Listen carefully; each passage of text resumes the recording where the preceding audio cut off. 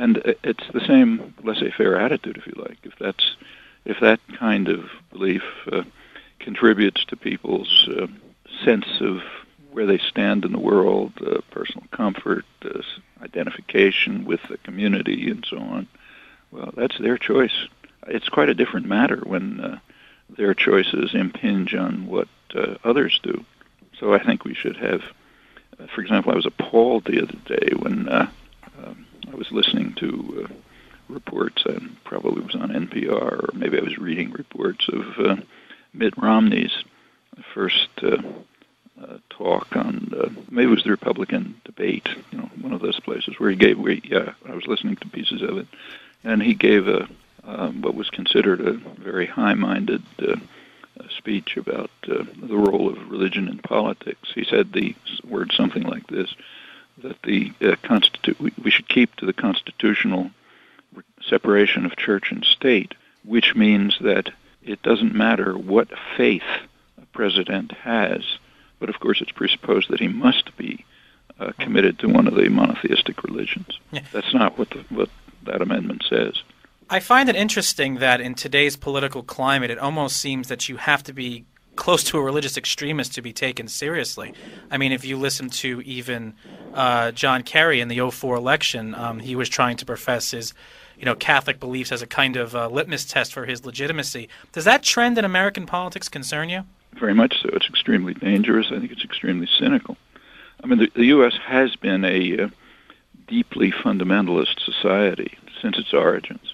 I mean, the early colonists were religious extremists, and the various waves of colonization. The Puritans in New England. Yeah, that spread across the country also were, waving the holy book while they exterminated the heathens and that sort of thing. And there have been repeated periods of religious revivalism. It's kind of like mass hysteria of religious revivalism. The most recent and quite significant one was in the 1950s. It's not that far back, and there are others. Since around 1980, I guess, something new has happened. The religious fundamentalism has been political managers, party managers, and so on, recognized something that they'd kind of ignored before, that you can manipulate religious beliefs, extremist religious beliefs, into creation of a voting bloc. And since about 1980, what you describe has been the case. Just about every candidate for high office, a president, portrays themselves, whether accurately or not, as a person of deep religious faith. I suspect some of them are about as religious as you and I are. Right. Say Clinton. Yeah, and for instance, Karl Rove has repeatedly said that he's not. In fact, he was mentioned in a recent article that he's not one of them. In other words, that they're cynically manipulating this base for their own personal power. So it's not that they're sincerely motivated by religious concerns, but they see this base as a way of ensuring their own self-interest. Is that a fair assessment? I didn't see that comment, but that's the way. That's what I conclude from just observing what's been happening. I suspect, I've never really seen a study of this, but I suspect that it began with Carter, who was undoubtedly quite sincere.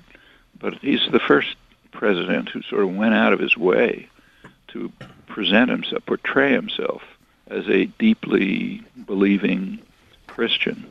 And I think party managers got the point. You can use that way of appealing to a substantial electoral base. And since starting with the 1980 election, I think it's been just about every candidate. In 1980, I recall, there were three candidates, Carter, Reagan, Anderson, all presented themselves as, or their managers, their handlers presented them as deeply religious.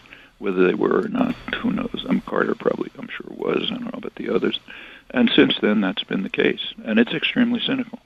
And it's, for example, nobody cared very much whether, say, Lyndon Johnson or Richard Nixon went to church. Maybe they did, maybe they didn't, but it wasn't an issue. It wasn't relevant. It didn't pay a lot of attention to it. Since, in these last roughly 25 years, it's right in the front. And, of course, it's not called religion anymore. It's called faith. Everything has to be faith-based, meaning some form of commitment, dedication to one of the organized religions, leading ultimately to the kind of comment from Romney that I mentioned, which was lauded, whereas it should have been bitterly denounced. And yes, that's had a very negative impact in a lot of respects, as is intended. I mean, it's a way to, from the point of view of party managers, it's a way to marginalize, control, and atomize a population that they're afraid of. I mean, they can read the same opinion polls you and I can, and they know perfectly well that the positions of the two political parties, or sometimes they're called two factions of the same party, on many crucial issues way to the right of the population.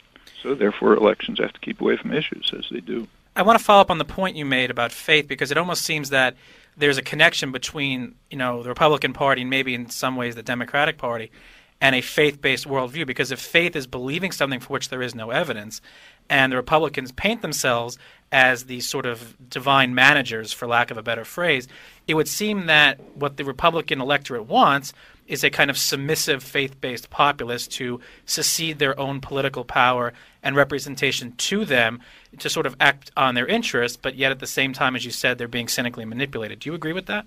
If you look at the opinions of the Republican base, they are not being represented by the Republican Party. That's true on issue after issue. Can't go through the details now, but there's a lot of detailed study of that. I've done some, and there's others. The population, including the Republican base, is strongly opposed to policy on many crucial issues, domestic and international. To give one example out of 1,000, sure. In the last electoral campaign, 2004, it turns out that Bush voters were barely aware of his policies. Some small percentage of them, maybe 2 digits, were familiar with his policies. In one case, and there are many, a majority of people who voted for Bush thought that he supported the Kyoto Protocol. When he did not. Of course, it was strongly, I don't know what he thinks, but his party was strongly against it. But people believed it, and they believed it because they're in favor of it, very, very strongly in favor of it, and he's a kind of a nice guy. That's the way he's presented in the imagery and delusion that passes for elections here. So he must believe it. And it's the same on a whole bunch of issues. In the Humanist magazine interview, you talk about Americans as being one of the most as being one of the most fearful societies. How does religion, in your opinion, come into play with regard to this fear? Organized religion can be used, and often is used, as a way to separate ourselves from menacing outsiders who don't share our fundamental belief. And that can be manipulated into creating fear. Actually, the long-standing element of fear in American society, I think, has different origins. And you can see it when you ask, what are people afraid of? Actually, there's quite a good study of this in literature, popular literature, by Bruce Franklin, who studies a literary scholar at Rutgers called War Stars. He runs through the striking theme of fear in popular American literature since colonial times. And it turns out that pretty consistently people have been terrified of some group that they are destroying. So in the early days, it was fear of the savage Indians. Later, it was fear of the blacks. Then it was fear of the heathen Chinese who were going to conquer us. This is the late 19th century, and so it continues. I mean, take say Ronald Reagan. Perhaps recall just 20 years ago, he was cowering in his cowboy boots about the threat of the Nicaraguan army. Only 2 days from Harlingen, Texas, had to call a national emergency, informed the press that he remembers Winston Churchill and how Churchill stood up for Hitler, and despite the odds against him, he, Reagan, will not will not succumb to this awesome threat, and will defend ourselves. I mean, looking at this from the outside, you don't know whether to laugh or cry. But yeah, that strikes a chord. Regarding terrorism from the point of view of religious fundamentalism,